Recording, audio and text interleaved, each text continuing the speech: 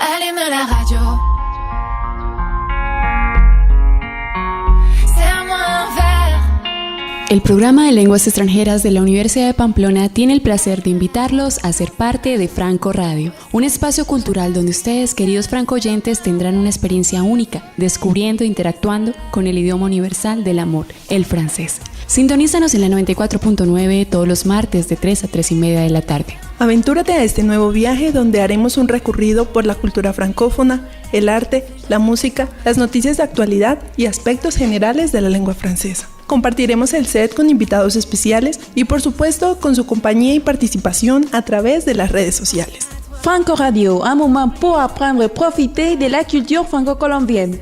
Écoutez-nous et profitez de l'univers francophone. Allumez la radio et réglez la fréquence radio 94.9 FM Radio Universidad de Pamplona tous les mardis de 15h à 15h30.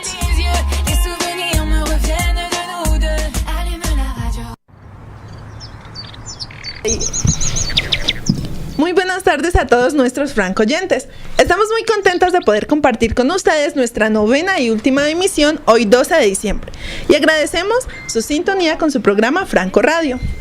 Así es, Daniela, llegamos a nuestra novena emisión y para este día hemos propuesto un tema muy especial, ya que llegamos al último mes de este año. Llegamos a diciembre y estamos celebrando una de las épocas más lindas del año. Les recordamos que nuestras redes sociales están a su disposición. Pueden contactarnos vía WhatsApp al número 319-419-9878 o enviar sus mensajes y comentarios en nuestra fanpage en Facebook Franco Radio.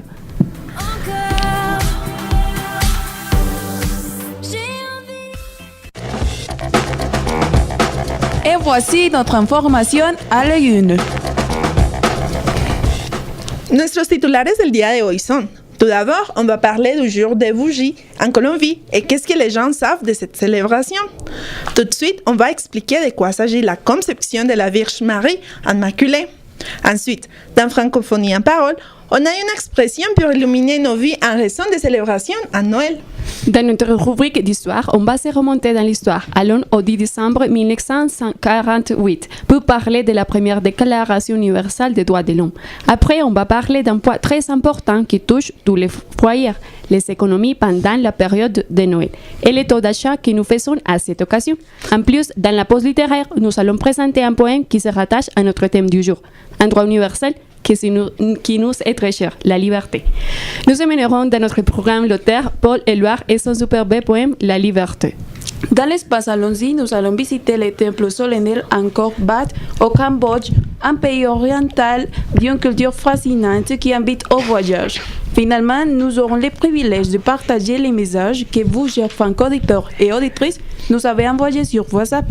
N'oubliez pas de vous abonner à notre site web, sur YouTube et sur Facebook Franco Radio Universidad de Pamplona, programme de langues étrangères, toujours avec vous.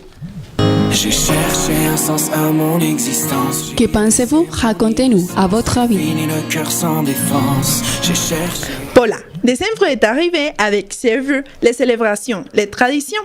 Mais j'ai une question pour toi. As-tu célébré les jours des bougies, des illuminations, le 7 décembre? Non, je ne célèbre pas. Je respecte cette tradition et je trouve que c'est vraiment joli. C'est pour cela que beaucoup de gens la célèbrent partout en Colombie.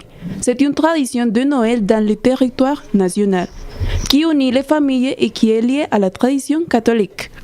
Oui, tu as raison. En France, nous trouvons une célébration similaire. C'est la fête des Lumières. Mais on va parler de cela dans notre rubrique suivante. En Colombie, les gens sont très attachés à cette tradition parce qu'ils s'allument leurs bougies. Cependant, il y en a qui ne connaissent pas la signification de cette célébration. En réalité, le 7 décembre, c'est la fête de la conception de la Vierge Marie Immaculée dans le but d'exalter à la mère de Jésus-Christ. C'est pour cela que nous avons entrepris une recherche approfondie pour savoir ce que les Pamplonais connaissent par rapport à cette célébration catholique et comment ils en célèbrent. ¿Usted celebra el Día de las Velitas? ¿Cómo lo celebra? Y si sabe cuál es el significado de esta fiesta.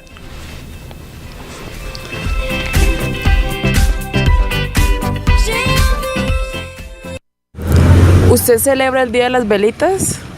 Claro que sí, con la familia. ¿Y usted sabe cuál es el significado de esta celebración? Que el 7 de diciembre. El significado del 7 de diciembre es la llegada de la luz a la tierra, o sea, ya cuando comienza a dilumbrarse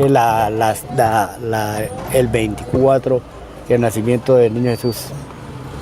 ¿Y ustedes cómo celebran esta fecha? Familia. Y bueno, ¿ponen las velitas a la medianoche o...? Nosotros hacemos las velitas, las colocamos por ahí a las 10 de la noche y nos estamos ahí afuera con la familia hasta que se terminen las velitas de quemar. Ah, es el 7 de diciembre, ¿cierto? Sí, el 7 no, el 6 de la noche. El 6 de la noche, sí. Ah. Para amanecer ya es el 7 de diciembre. ¿Usted celebró el día de las velitas? Sí, porque yo soy una persona católica y pues eso es una tradición en nuestra religión. Entonces, nuestros padres nos han inculcado eso. ¿Y cómo lo celebró? Pues aquí en el pasaje se reunieron los vecinos, hicieron el rosario y prendimos las velitas y un compartir. ¿Y usted sabe cuál es el significado de esta tradición? Sí, creo que es lo de la Inmaculada Concepción, porque, bueno, de la Virgen María, que pues no cualquier mujer pudo concebir el Hijo de Dios. Y es un poco complejo, pero eso es lo que yo entiendo. Ah, bueno, muchas gracias. Bueno. La actualidad en Franco Radio. Le dernier 7 décembre, la majorité des Colombiens ont célébré le jour des bougies au Dia de las Velitas. Ils remplissent les rues de toutes les villes et villages de lumière afin de célébrer la fête de la conception de la Vierge Marie Immaculée. Ce jour a été commémoré par le prêtre Pio IX, visant à son exaltation la Vierge Marie. Ces bougies ou lumières de toutes les couleurs sont pleines de magie qui lancent officiellement la période de Noël. Cette célébration diverge dans chaque région car chacune a une tradition. Par exemple, à Riohacha et à Barranquilla, les habitants se réveillent à 3 heures du matin pour allumer des bougies de toutes les couleurs. Par contre, à Medellín et les Santanderos, les bougies sont arrivées le soir. Néanmoins, cette célébration ne se tient pas seulement en Colombie. À Lyon, en France, a lieu la fête des Lumières, célébration qui se tient au long de 4 jours, de jeudi 7 au dimanche 10 décembre. Cet événement a présenté une cinquantaine de projets originaux empreints de fantaisie, notamment les grandes épopées, les histoires d'architecture, l'ambiance naturelle, l'impression contemporaine, place aux curiosités et l'art de détournement.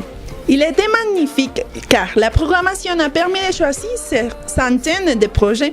Au demeurant, il a été facile de se transporter car les métros et les transports lyonnais ont été construits à partir de 19 heures et jusqu'à la fin du service le jeudi 8 décembre pendant la fête des Lumières. C'est plus pareil. En funambule, je pense à toi. Tomen nota, comienza Francofonía en parole.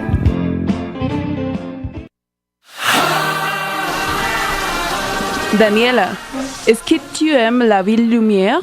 Oui, j'aime Paris. Bon, mais maintenant toutes les villes sont illuminées à cause de la raison de Noël. Les lumières et les ornements flamboyants de Noël sont partout ainsi que des célébrations. Par exemple, le jour de las Velitas en Colombie, le 8 décembre. Bon, pour suivre notre sujet de célébration, on a apporté une phrase vraiment lumineuse. Oui, la phrase de la francophonie en parole est sonner le roulement de tambour, faire la lumière sur quelque chose. Mais qu'est-ce que cela veut dire? Bon, j'ai dit finalement, j'ai fait la lumière sur la signification du jour de las Velitas et je n'avais aucune idée de sa signification. Je crois que cette phrase veut dire se rendre compte de quelque chose qu'on ignorait. Oui, la phrase faire la lumière sur quelque chose veut dire découvrir la vérité ou déterminer les raisons de quelque chose. Veux-tu dire aux franco-auditeurs sa signification en espagnol, s'il vous plaît? Oui, en español on dit aclarar debidamente un asunto, esclarecer o descubrir la verdad de algo. Cette phrase est parfaite pour les téléromans du suspense, quand on a finalement découvert les meurtres du protagoniste. C'est drôle ton exemple, Paula. C'est mon tour. Nous avons fait des recherches pour faire la lumière sur la cause de la maltraitance de femmes en Colombia. Investigamos para esclarecer la causa del maltrato hacia las mujeres en Colombia. Je demandé au professeur de m'expliquer quelques sujets et je fais la lumière sur ces questions. Bueno, ahora es su turno, francoyentes. Es hora de sus ejemplos con la frase faire la lumière sur quelque chose. Escríbanos al número 316-419-9878 o a nuestra fanpage en Facebook Franco Radio Uni Pamplona.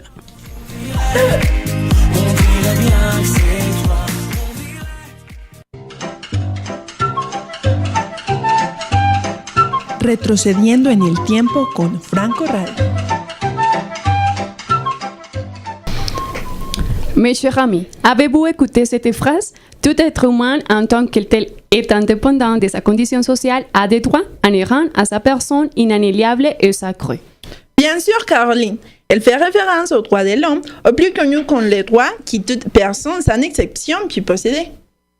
En effet, la première déclaration universelle des droits a été effectuée le 10 décembre 1948. Ce jour-là, l'Assemblée générale constituée par 58 États membres a adopté la déclaration de la ville de Paris au palais de Chaillot. Maintenant, je voudrais vous parler des droits qui existent dans le monde. Le premier est le droit à la vie, l'égalité devant la loi ainsi qu'à la liberté d'expression. Je me permets d'affirmer que ces droits sont la base de notre société et ils contribuent au progrès de l'autre.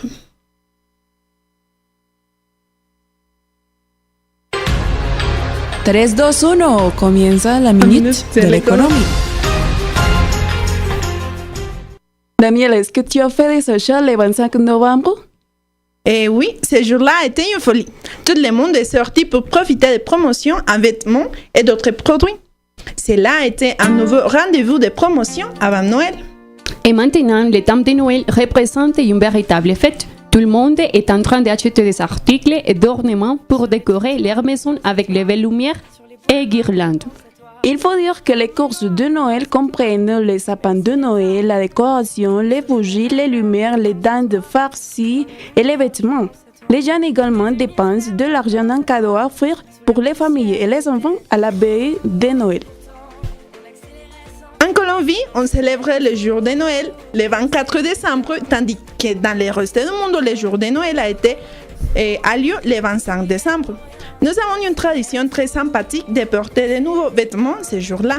Donc, le commerce des vêtements est très demandé avant la veille de Noël. Noël est une saison qui stimule l'économie de tous les pays car 91% de la population mondiale participe à cette célébration. En Colombie, ce mois-ci est une opportunité pour relancer l'économie des commerçants due à la chute des ventes pendant toute l'année.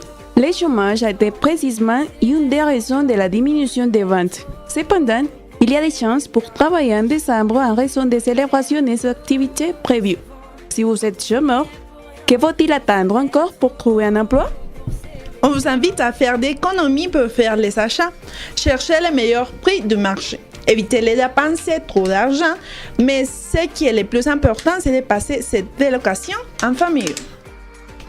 Bon, c'est l'heure d'écouter une chanson de Noël qui s'appelle Tout ce que je veux pour Noël, c'est vous, par Coucou Mioun.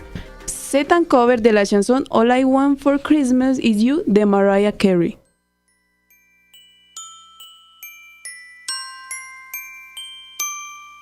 Je ne veux pas grand-chose pour Noël, juste une chose dont j'ai besoin. Je me fiche de tous ces cadeaux qui reposent sous le sapin. Je vous veux juste pour moi, vous serrez fort dans mes bras. Le reste je m'en fous. Tout ce que je veux pour Noël, c'est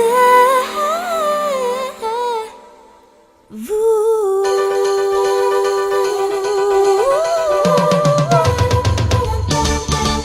Je ne veux pas grand chose pour Noël, juste une chose dont j'ai besoin. Je me fiche de tous ces cadeaux qui reposent sous le sapin. Je ne veux pas mettre ma chaussette au-dessus de la terminé. Père Noël ne me réjouira avec un jouet cette année. Je vous veux juste pour moi, vous remercier pour tout ça. Le reste je m'en fous. Oh, tout ce que je veux pour Noël, c'est vous. Oh, oh, je ne veux presque rien pour Noël. Je ne souhaite même pas de neige. Je continuerai d'attendre là sous les branches de gui chez moi. Je ne fais pas de liste à envoyer comme pour Saint-Nicolas. Je crois même que je ne payerai pour entendre les rêves sur le toit. Car je vous veux juste pour moi, vous serrer fort dans mes bras. Je crois que c'est tout, oh, tout ce que je veux pour Noël, c'est vous.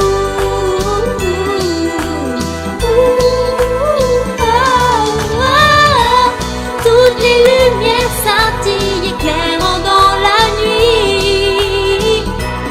On entend les enfants qui emplissent l'air de rire. Et tout le monde chante ici, tous les grelots font du bruit. Petit Papa Noël, amène-moi mes fans que j'aime, dis, me les amèneras-tu ce soir-là? Je ne veux pas grand-chose pour Noël, c'est ce que je demande. Je veux juste voir tous mes fans derrière la porte qui attendent. Puis je les veux juste pour moi, plus qu'ils ne le savent déjà. Le reste je m'en fous, oh, je les veux pour Noël. C'est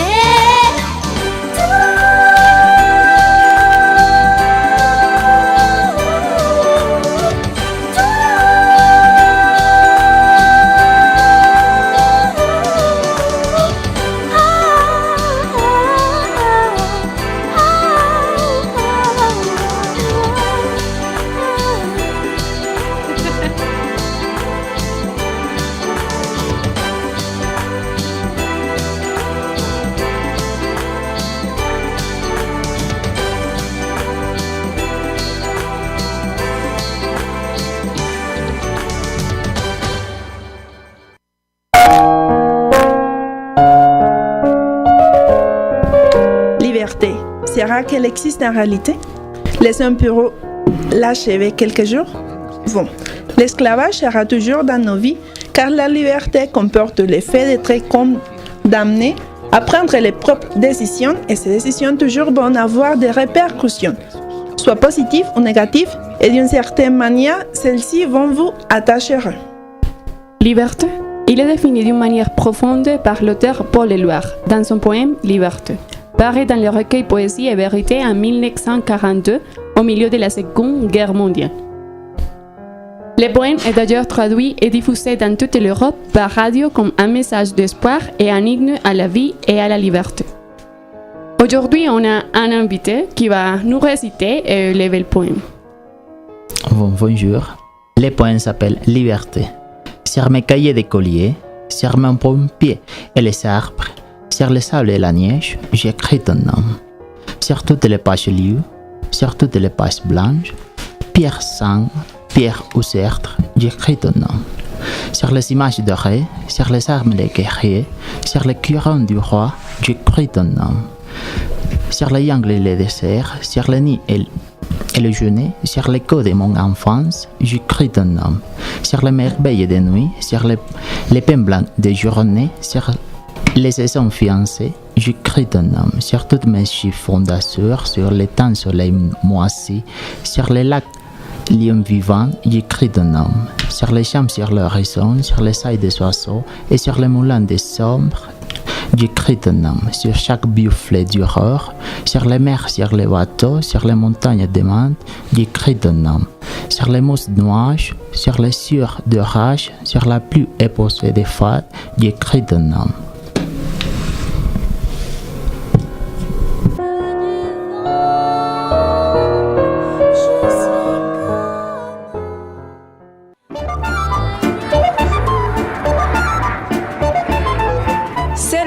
de faire le tour au monde. Allons-y.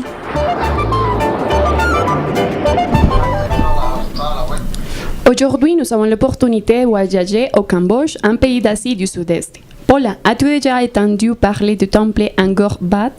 Jamais, mais je pense que nos franco-auditeurs veulent savoir encore plus de ce temple et son origine.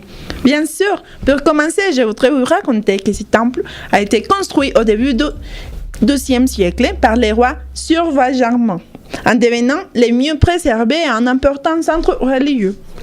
L'étymologie du nom du temple fait référence tout d'abord à la résidence royale et au temple ou monastère. Sa signification serait encore des monastères. En plus, il était dédié à Shiva, raison qui lui a motivé à la construire au sud de la ville. Une orientation parfaite lorsque le soleil se lève et se couche exactement dans les points cardinaux, c'est-à-dire dans l'axe du bâtiment. L'Angkor Wat est un symbole de fierté au point que le bâtiment est inclus sur le drapeau national du pays. De même, de nouveaux immeubles se sont inspirés dans son architecture. Je crois que nous devons raconter aux franco-auditeurs quels sont les lieux qu'ils peuvent visiter là-bas. Je voudrais commencer avec les galeries d'art situées autour du temple. En effet, on peut profiter dans la première galerie de figures masculines, dans la seconde des scènes de l'époque Mahabharata et dans la troisième galerie une décoration des bas-reliefs de l'époque indienne. Il y a aussi deux bibliothèques et le plus vieux, c'est le sanctuaire central dédié au dieu Vishnu, d'origine hindouiste, mais actuellement on trouve des figures de Bouddha. Donc, si vous avez l'opportunité de voyager au Cambodge, je vous invite à les visiter. C'était sera une expérience magnifique. Oui, bien sûr, j'irai. Si no alcanzaron a comprar sus boletos de avión rumbo al Templo Camboya, les tenemos un excelente plan de fin de semana. Claro que sí, Carolina. Una noche de teatro en la ciudad mitrada de Colombia, o sea, Pamplona. Yvonne, on va donner la parole à nos invités spéciaux. Soyez bienvenus, Andrea et Manuel, à votre programme Franco Radio. Nous sommes vraiment intéressés à votre présentation. Bonjour, Paula. Bonjour. Bon, et nous sommes très heureux d'être avec vous ici et nous sommes intéressés. Donc, nous voudrons savoir que vous pourriez raconter un peu plus à nos franco-auditeurs sur votre grande nuit de théâtre et comédie. Et bon, de quoi s'agit? La pièce de théâtre La Barre s'agit d'un homme appelé Aparon qui, comme le nom de la pièce l'indique, il est bien connu pour être gourmand et avare, qui aussi a deux enfants qui sont intéressés dans l'argent de son père et qui devront faire quelque chose pour le tenir. Et bon, comme ma camarade a dit, il s'agit d'un homme qui est extrêmement avare. Alors, cette histoire nous montre ce qui se passe, ce que l'argent fait aux personnes. Et bon, ça nous aidera aussi à réfléchir un peu de ce qu'il nous faut faire l'argent, l'avarice. Est-ce que tu te perds son pays assisté? Oh oui, bien sûr. Premièrement, la pièce de théâtre va être développée avec des autres sketchs. Et en plus, toutes les personnes sont invitées, ils peuvent y assister. Et nous sommes en train de coller des affiches sur les murs du Rosario et de quelques facultés de l'université. Et en plus, n'importe si vous n'êtes pas un étudiant de langue étrangère, vous pouvez y assister et vous pouvez être partie de notre festival de la comédie. Bien sûr, cet festival de la comédie est pour tout le public en général. Aussi, les personnes pourraient profiter d'un après-midi de théâtre et de comédie. Mais bon, s'il y a quelqu'un intéressé, comment il peut s'informer ou quelle sera l'organisation de cet événement? Et bon, comme mes camarades ont dit, nous collerons quelques affiches sur le Rosario, mais cet événement aura lieu dans l'auditorium de la Casona, Alors, vous pouvez y aller à 18h pendant la nuit. Et alors, vous êtes tous invités. L'entrée est gratuite, il ne faut pas payer. Bueno, au cours de cette semaine, seront affichées les affiches correspondant à la publicité de l'événement dans lesquelles ils pourraient trouver toutes les informations concernant l'activité. Bueno, ahora en español, es decir que la entrada es completamente gratis. Sí, por supuesto, la entrada es gratis, como lo dijimos en francés. Todas las personas de todas las carreras pueden ir, pues obviamente la obra se va y los sketches. Los sketches son como momentos de chistes. Las personas pues pueden ir y pues al menos relacionarse con la cultura, con la lengua. Así pues no entiendan, pero obviamente pues como es una obra de teatro, ya por medio de la expresión corporal y eso ya les quedaría más fácil comprender. Bueno, solamente va a ser teatro y la comedia, no va a haber otra cosa, no sé, exposición de fotos, poemas. No, pues también hay un grupo que va a realizar un proyecto de la parte de ellos, pero eso ya es relacionado a otro aspecto. Ya son cosas técnicamente enfocadas a la carrera. Y no simplemente es los sketches y la obra de teatro lo que va a ser así para el público, digámoslo así. Igual la comunidad pamplonesa y la comunidad estudiantil están cordialmente invitados para que sean parte de esta tarde cultural en la que ustedes podrán, como mi compañero dijo, ser parte de la cultura francesa. Entonces los esperamos con mucho cariño. Bueno, pues en realidad les digo que se animen porque solo con las expresiones de los actores y los gestos y ver cómo hace lo que es el dinero, ¿no? Porque muchos de nosotros entendemos qué es el dinero, entonces pues invitados, no tengan miedo, a pesar de que no hablen la lengua, se puede entender.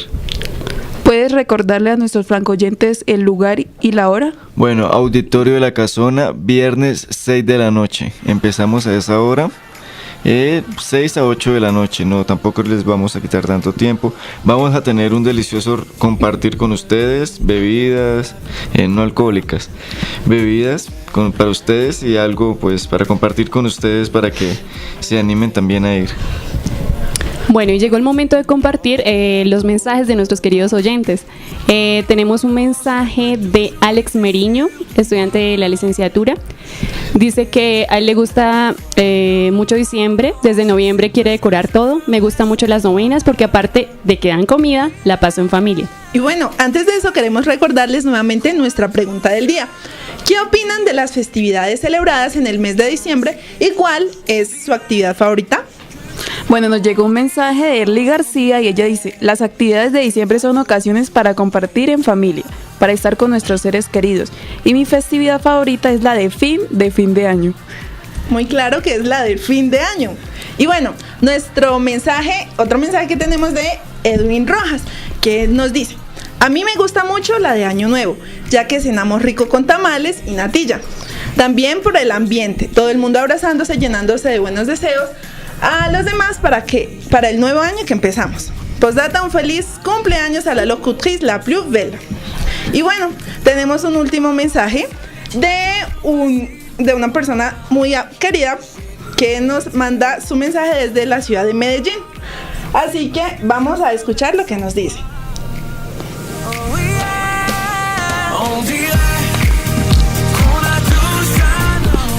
Bueno, esto ha sido todo por esta emisión. Esta es nuestra última emisión. Esperamos que la hayan disfrutado. Gracias por escuchar su programa Franco Radio.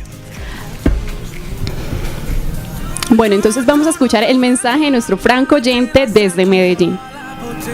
De diciembre, pues tienen un contexto histórico que realmente en este momento no tiene mucha significancia ni importancia por lo que surgieron, pero sí están arraigadas en nuestra cultura y son una ocasión adecuada para reuniones familiares, para reconciliarse, digamos, entre las personas y con uno mismo antes de finalizar el año y prepararse para el año que empieza.